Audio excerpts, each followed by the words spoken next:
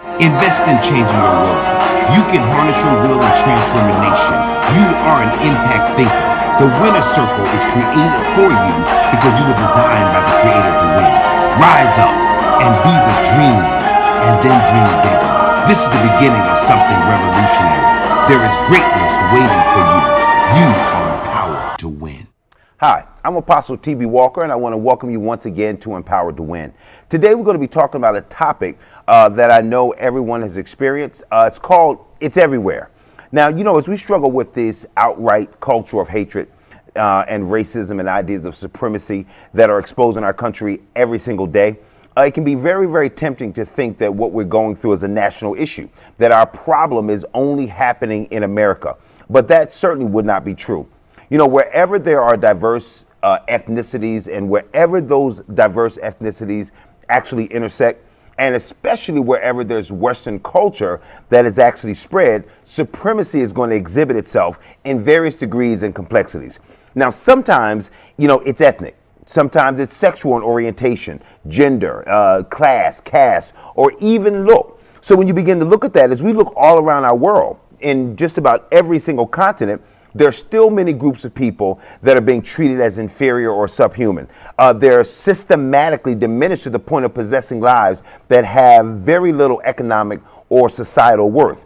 People of color, Aboriginal people, Native people, Jews, women, prisoners, displaced refugees. We can look all around our world and we can see that these are the same people that have been constant targets of this type of supremacy. And the word that I want you to be able to see here that I'm going to be using over and over again, it's not necessarily racism.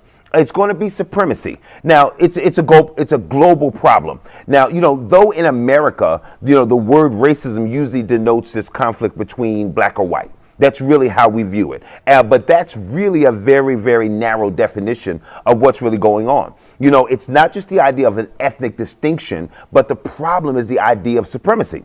So, when you look at Africa, for instance, even though all the actors in certain conflicts may be of the same ethnic group, but when one tribe in one area of the country or when one tribe in another country actually seeks dominance over another tribe, then you have this horrendous genocide that we saw, for instance, in Rwanda, that we saw in Burundi, that we would also see in the Congo. So we see that these same universal issues of hatred are surrounded by one thing, and that's supremacy. Even as you take a historical look at the Middle East, you'll find that the sons of Abraham are still fighting one another over the supremacy of their lineage, their claim to the area, their particular culture.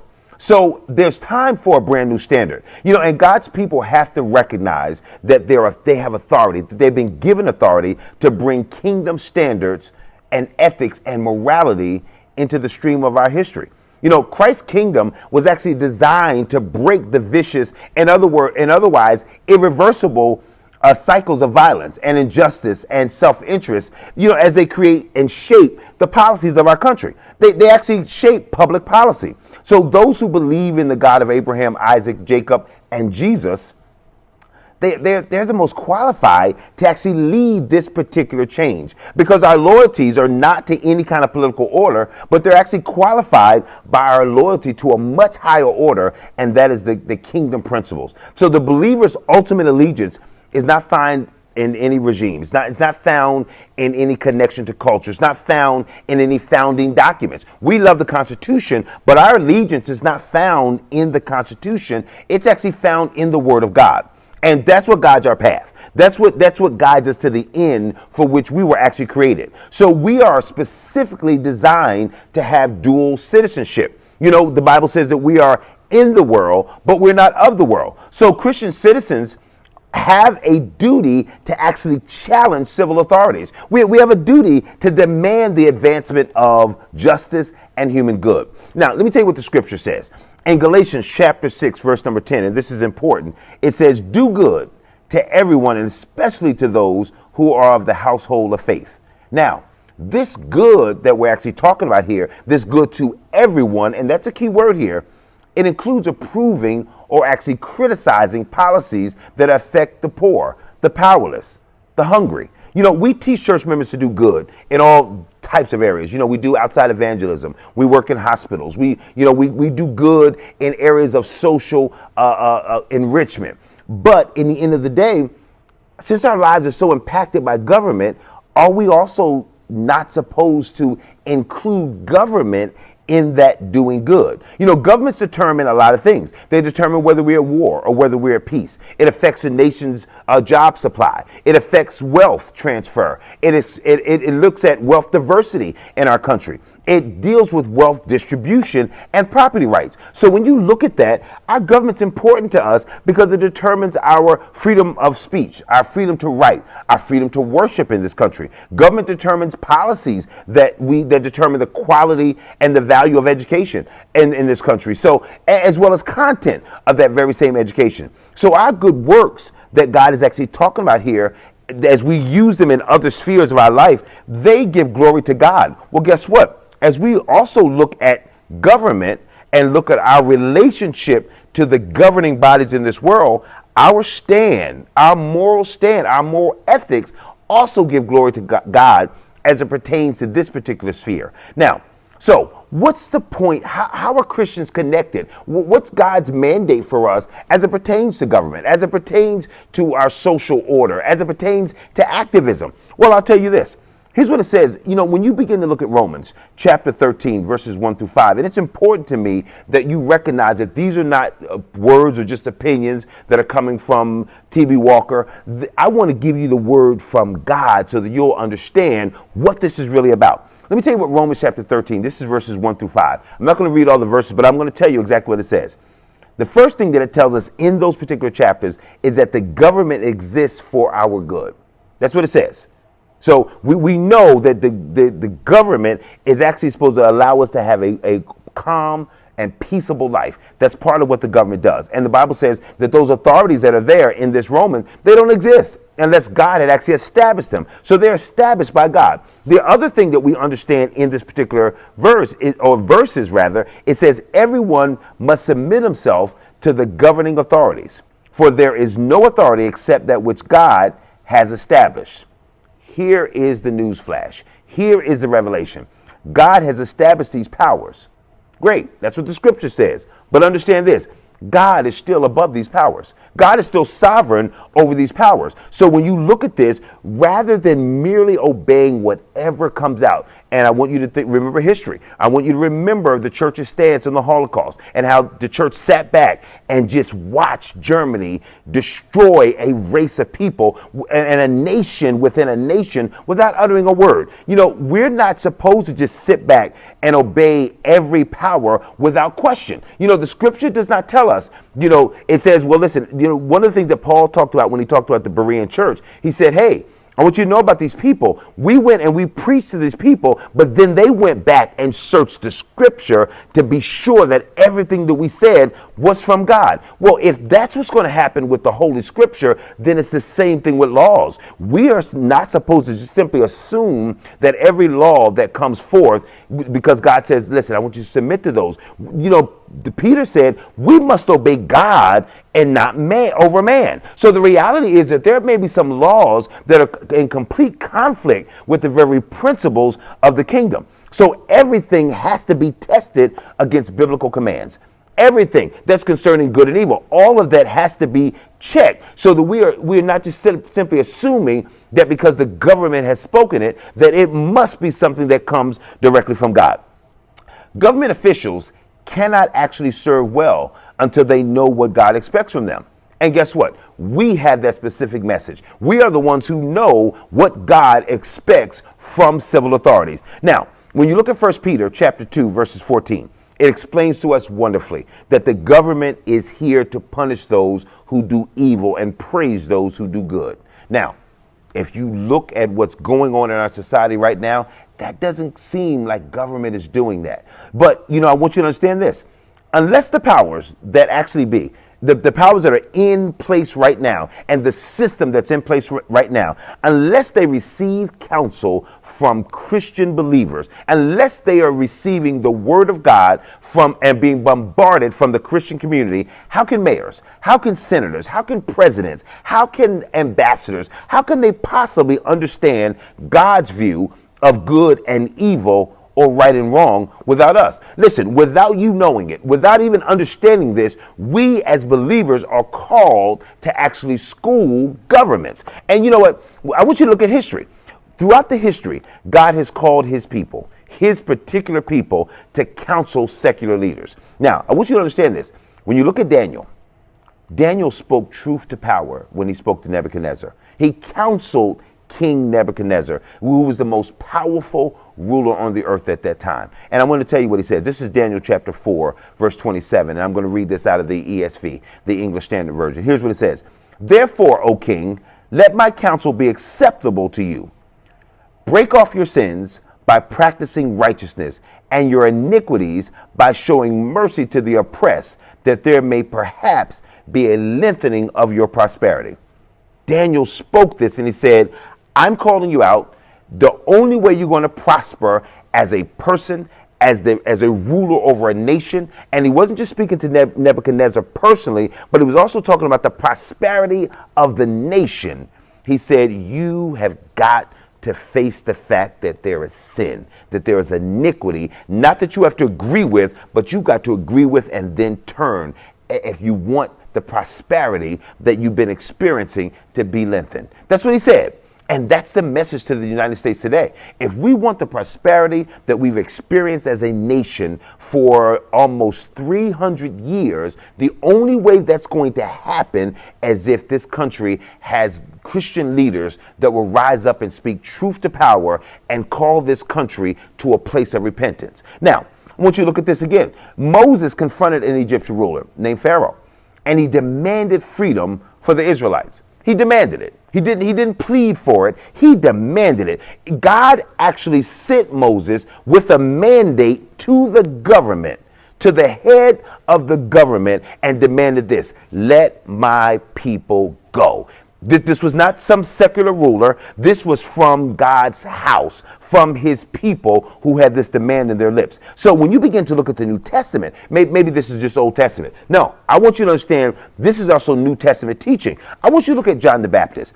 When you look at John the Baptist, you know, he was quick to actually confront officials concerning morality and even directly chastising the king. He chastised King Herod for his immorality.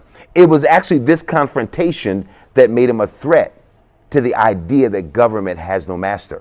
That was really the issue. You know, as we look at our government right now, it looks like the government is just running wild. The government has no master. It's the highest person on the totem pole. There is, it's at the ceiling. Well, I beg to differ. Absolutely not. That though that there are powers that are here in this earth, they were established by God, who is a power that is greater than any of the powers that are here on the earth. Here's what John the Baptist actually said to Herod, to the king. And he's chastising him for his immorality in taking his brother's wife. That's what he says. He says he's chastising him in Luke chapter 3, verse 19. He says, for Herodias, his brother's wife, and all the evil things that Herod had done. That's what he was chastising for. I'm chastising you for your immorality concerning your brother's wife. But he also says for all the other evil things that he had done. Now, he was not just talking about just the morality. We know we're good there. We love the idea of the church being in that place. You can tell us a little bit about that, but don't talk about policy. You can tell us a little bit about, right and wrong. Tell us what the Bible says about this or that, or how we should live, but do not get involved in legislation. Well, here is what John was talking about. When John talks about these evil things, he included all of Herod's other acts as a government official. So when you look at this, what's the point in believers even being here in the earth? We know that there's a point in Ephesians chapter 4 where he talks about 4 and 11 and 12 bringing all of the church right into the equipping them for the work of the ministry and bringing them into the unity together, unified until Christ returns, right? We understand that. But there's another mandate that Christians have in this earth. And Christians actually are to present values that rise above the culture. We are really lights set on a hill, not just to show off, but when we are sat on that hill, we are sat there by God with our values, with our morality, with our understanding of kingdom principles, and God has caused us to literally have values that transcend culture. We live in a culture that identifies the church as ineffective while serving a God that's dead. That's what people think about us. The church is ineffective and their God is dead. Now, what's the issue here? God's not alive? No, that's not the issue at all. The issue that culture is presenting to us right now, and I'm talking about the modern culture that we see right now, it's not talking about God's existence. The question is not, does God exist? Is he real? No, it's about his relevance in this environment of pain and struggle. That's what people are wondering about. What can the church do in this atmosphere of injustice and violence? You know, it's difficult to actually distinguish what's just and unjust. So without a set of higher values, higher morals, there is nothing or no one that's going to be able to govern how we live together. Once God is actually removed from civic life, once and people don't know it, but they're unwittingly trying to move their only help out of the culture. But when that's gone, let me tell you what we have. What's left is when God is moved as the buffer, then you now have just the individual and you have the state. You have the individual and the government without any mediator, without anyone buffering the structures, and no one there to create a moral structure or to actually even show moral values. Without powerful, substantive Christian involvement, there is no counterbalance to government's ambitions, and that cannot happen. And as we retreat, you're actually seeing the government is actually assuming that they're seeing the white flag and they're able to do whatever they want. They're actually able to make whatever laws they want. And so when legitimate religion is banished from the national conversation, then the vacuum is actually going to be filled by bogus religion and tyrants. ISIS, Boko Haram, Christian hate groups. So, if laws are to be viewed as legitimate, they have to have some moral backing. And so without an ultimate reference point, without some reference point, there's no just cause for obedience. And that means the state has to seek more and more power. So what am I saying? There's a call to activism. There's definitely a call to act. We have to enter into the civic realm because the church conveys moral values. Christianity not only provides for the individual, it doesn't deal with just individual concerns, but it was designed for the ordering of our society. It was designed for liberty. It had justice for all in mind before the Constitution ever came around. The reality is Christianity alone, by itself, provides for a higher order and literally a greater influence and a transcendent sense of morality and an ordering of society in a very oppressive system. The nation needs people that are actually willing to live by God's moral laws. And who else better than us is able to not only talk about those laws, but literally advance those laws and retard the evil influences in our society. This is how moral standards are actually brought about. So when you look at this, one of the other things that we as believers do, we provide a restraining influence in this society. By the very presence of the church in the culture, it acts as a restraint on man. When the state steps beyond its bounds and its intended authority, it is the church that becomes the source of that resistance. It was in the beginning, as the Pharisees and as the government stood, Jesus came up. It was Jesus who actually recognized, I'm going to have to turn over some money changers' tables in order for you to understand how serious justice is. Not only did Jesus, he didn't turn the money changers' tables over simply because this is my house and look what you've done. He said, you made this house into a den of thieves. The reality is, it's not that verse that is the key. It's the next verses where he says, once he cleared those out, then the people were able to come in and worship. That's what he was coming to do. That injustice, that immorality was hindering true worship. And Jesus had to turn over the society as they knew it. So the reality here, we're not seeking common ground. This isn't like, bring everybody into this common place. No, we're seeking to take the community of man to a higher ground. The church doesn't resist just for its own sake. It doesn't resist to gather power. We're not just trying to get rich. It doesn't do it to broaden its own following. We want a bigger following. No, it resists for the common good because it was designed to do that. That's what the church was designed to do. So we got to get involved. Effective government is pivotal in the pursuit of justice. That's exactly what it's about. But true justice springs only from one place, and that is from a sovereign God. And without justice, there can be no community. There can be no shared values. There can be no common ideals. There can be no common ground. There can be no, can we all just get along? There'll be nothing but war, because we are the arbiters of peace. If Christians abandon the public square, if we just get out of the conversation, what do you think is going to happen to community? What's going to happen to ethics? What's going to happen to moral standards? We carry those standards. When we wash our hands like Pontius Pilate and say, listen, I'm done with it, then who's going to speak for the poor? Who's going to speak for the disenfranchised? Who's going to speak for the outcast? And throughout history, we've actually seen the effect of Christian influence, but we've also seen the effect of Christian silence. And listen, the impact that we're supposed to make does not come from silence. It doesn't come from withdrawal. It comes from faithfulness. Get this. The United States is not the kingdom of God. And I want you to understand that. It is not. And Christians today have to understand this, that there is not now, nor will there ever be a Christian government in this world. There will never be. Not until Christ comes back. It's impossible. So we don't delve into social problems with the hope of ushering in a Christian government. That's not what we're here. But we want to provide a glimpse of something better. We want the people to see. We want to exhibit hope. And not only hope now, but we are the glimpse of hope. We're the commercials, in a way, for the hope that is to come. So, Jesus said to his followers this. He said this in Matthew chapter 5. This is 13 through 14 and 16. You are the salt of the earth. And then he says, you are the light of the world. And so he says, so that your good deeds shine out for all to see, so that everyone will praise your heavenly Father. I want you to see this. At the core of Jesus' worldview is literally a focus on sharing and caring and dealing with the physical, spiritual, economic, social, and relational issues of God's people. That kind of compassion towards others is radical. And I totally understand it. But it's a radical message for the now. And it certainly was the case in Jesus' day. It's what he was talking about. So it's evident that even from the beginning of the early church, that society, social change, political change, resulted from Christ's followers living and promoting Jesus' social view. The society that Jesus was living in, matter of fact, they even talked about, they used these words when it came to Peter and his disciples. They said, these people, they're turning the world upside down.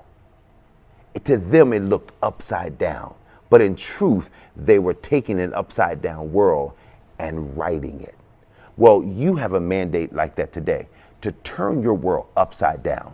So you may not have a great platform to speak. You may not be a pastor. You may not be a huge person in the political circle. But you've got a family. You've got a household. You've got a community. You've got a church. You got a job. If you don't have a job, you've got a place where you are. Wherever you are is your sphere of influence. And God is expecting you to get involved. Because though the problem is everywhere, the solution also has already been sown beforehand. So just remember this. You're empowered to make an impact in your world. You're called to get involved, and you're made to be activated. So no matter what's going on in your world, no matter what's going on around you, just remember this. You are empowered to win.